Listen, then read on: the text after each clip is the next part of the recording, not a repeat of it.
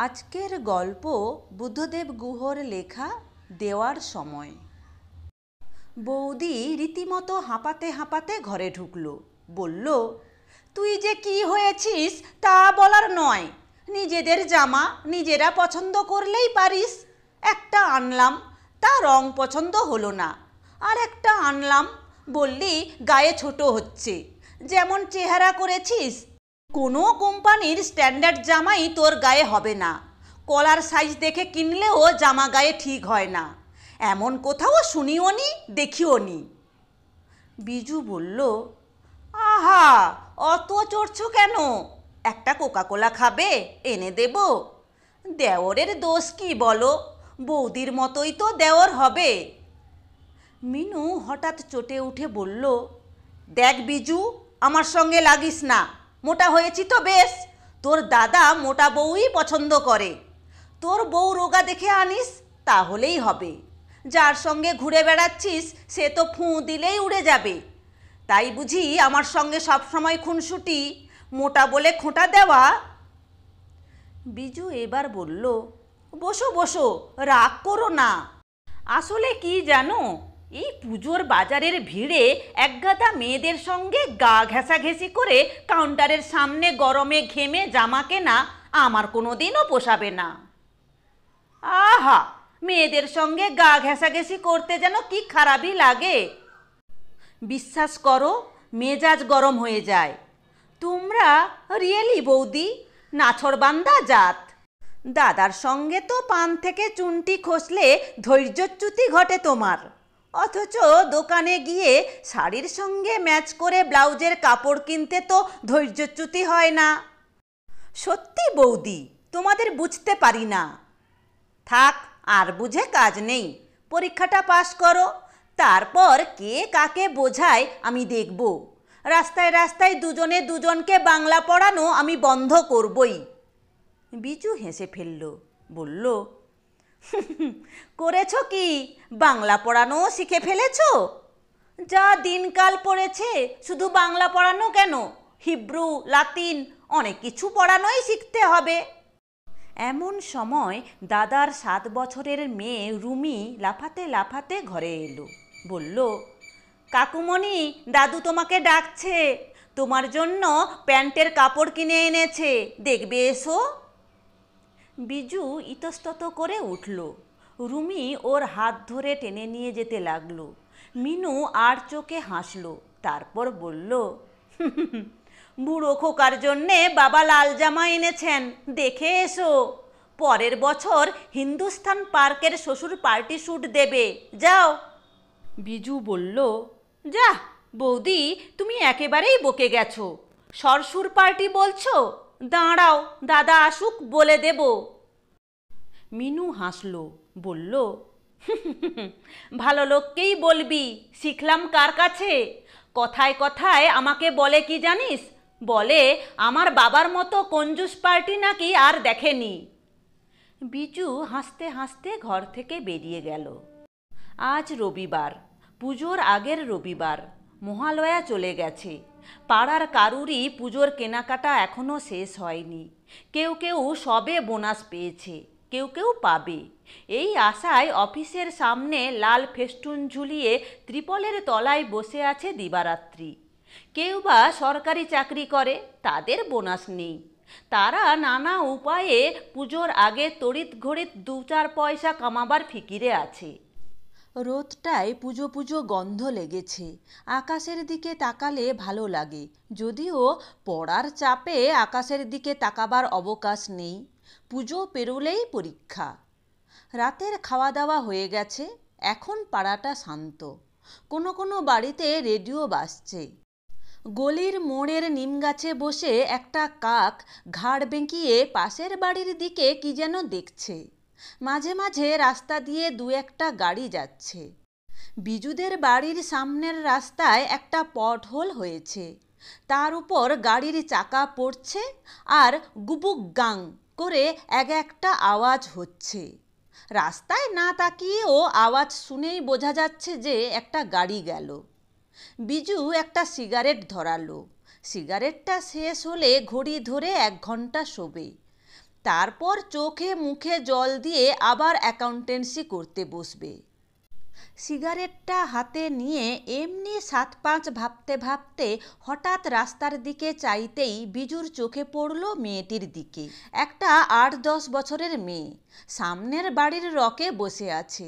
মেয়েটির মাথার চুল ছোট করে ছাঁটা, গায়ের রং ভীষণ কালো, গা মাখা ধুলো ভর্তি, গায়ে একটা নীল মোটা কাপড়ের ছেঁড়া জামা। মেয়েটি মাথা নিচু করে রকে বসেছিল। মেয়েটি গড়িয়াহাটার শাড়ির দোকানের ছাপমারা সাদা কাপড়ের একটা নতুন বাক্স হাতে ধরে বসেছিল। মাঝে মাঝে মেয়েটি বাক্সের ডালাটা একটু খুলছিল, আবার তাড়াতাড়ি বন্ধ করছিল। মেয়েটির টানা টানা চোখ মুখে কোথায় কি যেন এক সমর্পণ তন্ময়তা।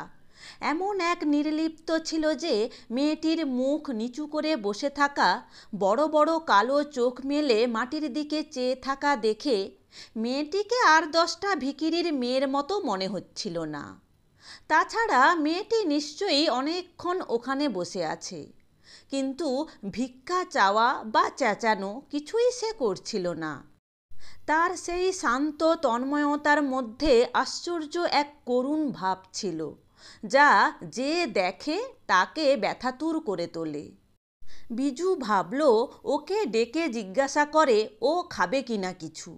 তারপরই ভাবল বাড়ি শুদ্ধ সকলের খাওয়া হয়ে গেছে, ঠাকুরও বোধ হয় ভাত বেড়ে নিয়েছে। এহেন সময়ে তার হঠাৎ বদান্যতায় অনভ্যস্ত বাড়ির সকলেই হয়তো বিরক্ত হবে, তাই মনের ইচ্ছে মনেই রইল। একটু পরে মেয়েটি আবারও সেই শাড়ির বাক্সের ডালাটা খুলল। অমনি ওই মেয়েটির মতোই কালো দুটি ছোট ছিপছিপে টিকটিকি লাফিয়ে বাক্স থেকে বেরিয়ে রাস্তায় পড়ল। তারপর তরতর করে দেওয়ালে উঠে রেইন ওয়াটার পাইপের আড়ালে অদৃশ্য হয়ে গেল। মেয়েটি হঠাৎ উঠে দাঁড়ালো। তারপর সেই পুজোর গন্ধভরা সুন্দর খালি বাক্সটা সাবধানে হাতে নিয়ে রক থেকে নেমে ধীরে ধীরে হেঁটে বড় রাস্তার দিকে চলে গেল। বিজু অনেকক্ষণ, যতক্ষণ মেয়েটিকে দেখা যায় ততক্ষণ ওই দিকেই চেয়ে রইল। কেন জানে না ওর মনে হলো এই পুজোর পরিবেশ, পাড়ায় পাড়ায় বাড়ি বাড়ি যে পুজো পুজো আবহাওয়া হয়েছে তার ছোঁয়া মেয়েটির শরীরে কি মনে কোথাও যেন লাগেনি।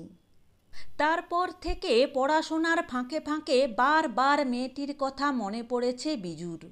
সেদিনের পর মাত্র আর একবার দেখতে পেয়েছিল মেয়েটিকে। সেবার রকের উপর বসা অবস্থায় নয়, দরজায় হেলান দিয়ে পথে বসে, আধ ঘুমন্ত অবস্থায়।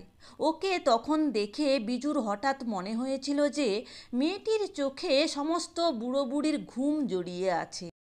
ও যেন ইচ্ছে করেও তা আর ছাড়াতে পারছে না। কিন্তু তবু মেয়েটিকে দেখেই ওর জন্যে যে বিজুর কিছু করণীয় আছে তা বিজুর একবারও মনে হয়নি। যারা চিৎকার করে না, অথবা যারা হাত তুলে চাই চাই দিতে হবে, কেড়ে নেব ইত্যাদি বলে না, তাদের দাবি নিরুচ্চারই থাকে। তাদেরও যে কিছু চাইবার আছে তা আমরা চোখেও দেখি না। তাদের নীরব চোখের ভাষা আমাদের চোখে পড়ে, কিন্তু চোখ কাড়ে না। মনে পড়ে কিন্তু মনে থাকে না। দেওয়া উচিত যদিও বা বুঝি, যতদিন মুখ ফুটে না চায় ততদিন নিজে থেকে হাত উপুড় করি না। এই হলো এদেশের মানুষের ধর্ম। বড়লোক গরিব সকলেই একই রকম। নিজের চেয়ে যার অবস্থা খারাপ তাকে প্রত্যেকেই না দিয়ে পার পেলে কিছুই দেয় না। তাই বিজুরও মনে হয়নি একবারও যে সেই ছোট মেয়েটির জন্যে তার কিছুমাত্র করণীয় আছে। হঠাৎ করে মনে পড়ল ষষ্ঠীর দিনে যখন রাধা বিজুকে ফোন করছিল। রাধা বলল, আজ বিকেলে তোমার সঙ্গে একবার দেখা করতে চাই। কেন? বলবো না এখন। তোমার জন্যে একটা জিনিস কিনেছি, আমার পুজোর প্রেজেন্ট। কেন কিনেছো? তুমি কি রোজগার করো? রোজগার করার অপেক্ষায় বসে থাকলে তোমাকে কিছু দেবার মন, তোমাকে কিছু দেবার সময় সবই হয়তো ফুরিয়ে যেত। তাই তর সইল না। তাছাড়া আমার পকেট মানি থেকে বাঁচানো টাকা কি আমার নয়? রাধা যখন একথা বলছিল ঠিক সেই সময়ই ওই মেয়েটির কথা মনে পড়ে গেল বিজুর। বিজুও রোজগার করে না, এখনও ছাত্র ও। তবু অফিস থেকে কিছু অ্যালাউন্স পায় আর্টিকেল ক্লার্ক হিসেবে। একটু চুপ করে থেকে বিজু বলল, রাধা, আজ বিকেলে তো যেতে পারবো না। হতাশ গলায় রাধা বলল, পারবে না কেন? বিকেলে আমি আধ ঘন্টার জন্যে বেরুবো একটু হাঁটতে, পরীক্ষা তো এসে গেছে। কিন্তু আজ ওই আধ ঘন্টায় অন্য একটা কাজও করার আছে। রাধা অভিমান ভরা গলায় বলল, কি কাজ? পিয়ালির সঙ্গে অ্যাপয়েন্টমেন্ট আছে বুঝি? বিজু হাসল, বলল, পিয়ালির সঙ্গে নয়, অন্য একজনের সঙ্গে। নাম বলবে না? রাধা ঠাট্টা করল, নাম আমি জানি না, সত্যি এখনও তার নাম জানি না। এমন সময় সিঁড়িতে বৌদির গলা পেয়েই বিজু বলল, এই ছাড়ছি, তুমি এক কাজ করো, সপ্তমীর দিন সকালে চাঁদে এসো। রাধা বলল, চাঁদে? কোন দিকে থাকবো? সি অফ ট্রানকুইলিটির দিকে?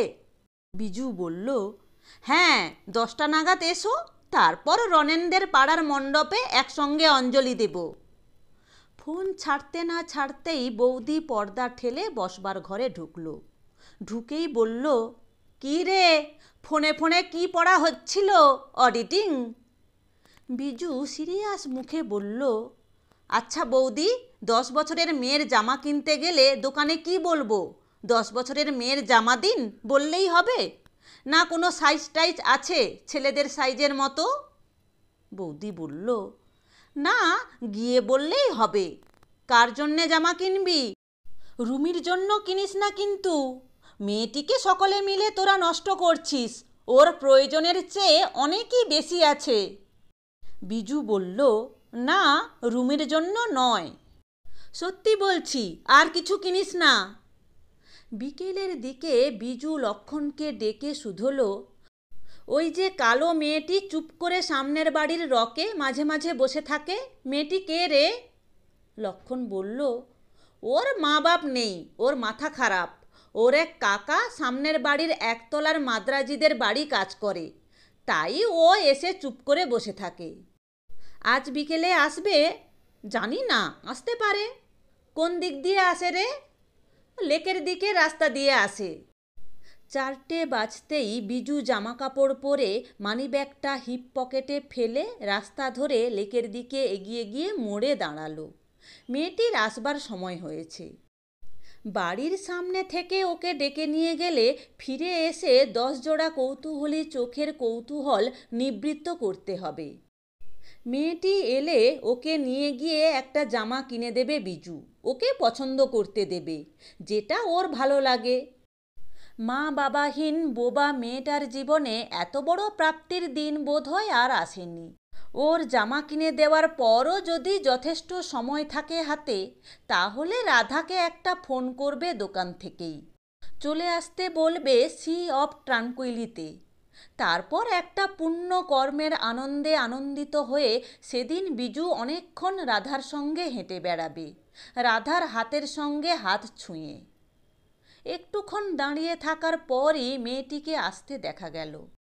বিকেলের পড়ন্ত রোদ্দুরে চওড়া ফুটপাতের গাছের ছায়ায় ছায়ায় মুখ নিচু করে 10 বছরের মেয়েটি হেঁটে আসছিল।